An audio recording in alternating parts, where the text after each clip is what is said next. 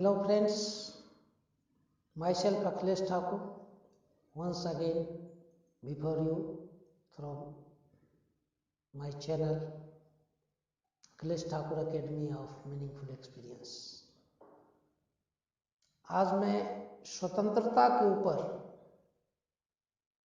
कुछ अपने विचार प्रस्तुत कर रहा हूँ कि कहीं न कहीं शिक्षा का उद्देश्य मनुष्य को स्वतंत्रता की ओर ले जाना है। रूसो ने भी कहा था कि मनुष्य जन्म तो स्वतंत्र लेता है, लेकिन वह हर जगह अपने को बंधनों में जकड़ा हुआ महसूस करता है और वो बंधन उसी के द्वारा बनाए जाते हैं। इस संदर्भ में मैंने जब गीतांजलि पढ़ी तो मुझे लगा, मैंने जब गीतांजलि पढ़ा तो मुझे एहसास हुआ कि उसमें एक कविता है, पोएम है, जिसमें वह सोनेट है जिसमें बहुत सारे सबऑर्डिनेट क्लॉज हैं और एक ही प्रिंसिपल क्लॉज है, जिसमें कवि ने कल्पना किया है कि into that heaven of freedom my father let my country awake, कि हे पिता, हे परमेश्वर, हे मालिक, हे परमात्मा,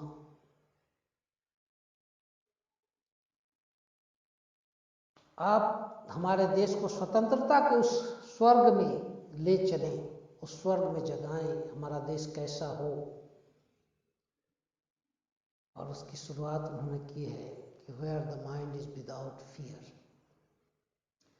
आप मनन करें कि कहीं न कहीं डर कदम कदम पर आज इंसान को ग्रसित किए हुए है, और उस भय के साए में इंसान जी रहा है तो स्वतंत्रता उसे नहीं मिल सकती है, स्वतंत्रता का एहसास उसे नहीं हो सकता। आगे उन्होंने लिखा है कि माइंड में डर नहीं हो और नॉलेज फ्री हो। आज क्या है कि ज्ञान बिकता है, तो जो भी चीजें हैं आप अगर गौर करेंगे कि प्रकृति ने हमें हर चीज दिया है। गांधी जी ने कहा था कि प्रकृति हर व्यक्ति की आवश्यकता को पूरी कर सकता है, लेकिन किसी भी एक व्यक्ति की लालच को पूरी नहीं कर सकता है। तो need can be satisfied but greed cannot be satisfied. Need of each and every person can be satisfied, but the greed of even one person cannot be satisfied by nature. तो आज व्यक्ति इसीलिए दुखी है क्योंकि वह need तक सीमित नहीं है, ग्रीड का शिकार हो गया। तो नॉलेज जो है वो फ्री होना चाहिए। प्रकृति ने हर चीज इन एबंडेंस दिया है, सिर्फ हमें नेचर को समझने की जरूरत है। आगे इस कविता में है कि where world has not been broken up into fragments by narrow domestic walls. तो ये जो संकीर्ण घरेलू दीवार बनाए गए हैं हमारे आपके द्वारा, इंसान सब एक जैसे हैं, सबका फैब्रिकेशन एक जैसा है, सबका फिजियोलॉजी एक जैसा है, सबके अंदर ब्लड एक जैसा है, लेकिन फिर हम लोगों ने समय के साथ बहुत सारी दीवारें खड़ी की। तो ये विजनरी जो हमारे पोएट थे रविन्द्रनाथ टैगोर जी, जो विश्व कवि थे, वो लोग वर्ल्ड सिटीजन थे। मैं किताब में पढ़ा कि वो एक बार गए दक्षिण अमेरिका के पेरू नामक देश में, और उनकी कविताओं से परिचित एक महिला मिली जो उनकी भक्त बन गई। वो बीमार हो गए, उनकी बहुत सेवा की। तो किस तरह से देखिए कि ये लोग वैश्विक व्यक्ति बन गए। भारत में ऐसी प्रतिभा है। गांधी भी वर्ल्ड सिटीजन के रूप में रहे।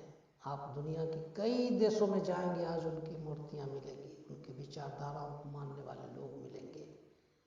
मार्टिन लूथर किंग और वहाँ नेल्सन मंडेला, इन लोगों के ये पथ प्रदर्शक। वैसे ही रविन्द्रनाथ टैगोर कितने ही लिटरेरी पर्सन के गाइडलाइन बन गए।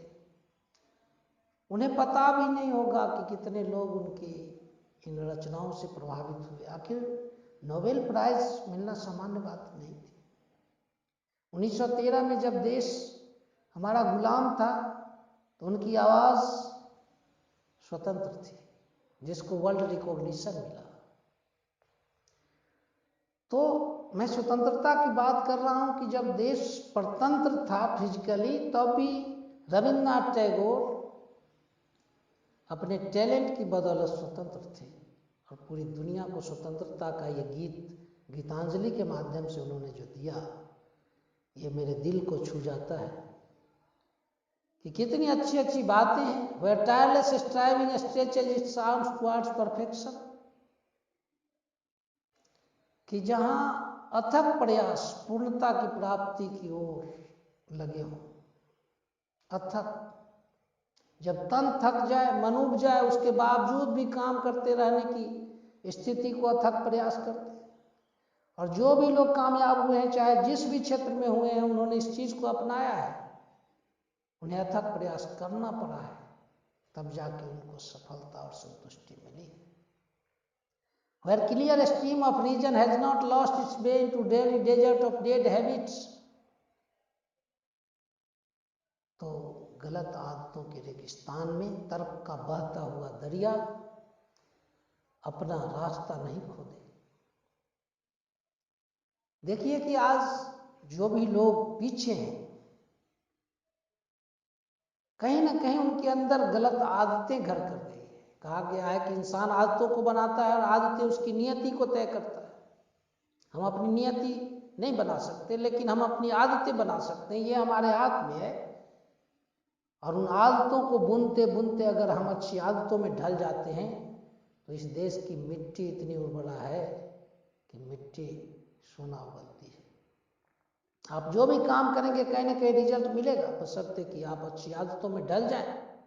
एजुकेशन का जो हमारा सिस्टम बना हुआ है, कहीं ना कहीं पढ़ना, रटना, अभ्यास करना, बार बार प्रयास करना, तो इन चीज़ों के द्वारा हमारे अंदर एक हैबिट विकसित होता है। हम सब्जेक्ट मैटर को भूल जाते हैं जब जीवन के क्षेत्र में हम जाते हैं, लेकिन कामयाबी का और प्रयास करने का, अभ्यास करने का जो तरीका हमने सीख लिया है, वो हमारे जीवन भर काम आता है। और जीवन के हर क्षेत्र में जब हम उसको अप्लाई करते हैं, तो हम कामयाबी की बुलंदियों को छूते हैं। जहाँ तर्क का दरिया मृत आदतों के रेगिस्तान में अपना दम न तोड़ दे, और जहाँ मस्तिष्क जो है ना, हमेशा ever widening thought and action, ये जब भी आप साधना के क्षेत्र को चुनेंगे, अच्छी आदतों में ढलेंगे, तो आपका थॉट एंड एक्शन वो साइमल्टेनियसली साथ साथ बढ़ेगा और आप कुछ ऐसे ऐसे कारनामे करेंगे जो सामने वाले को आश्चर्य होगा कि ऐसा कैसे कर लेते हैं।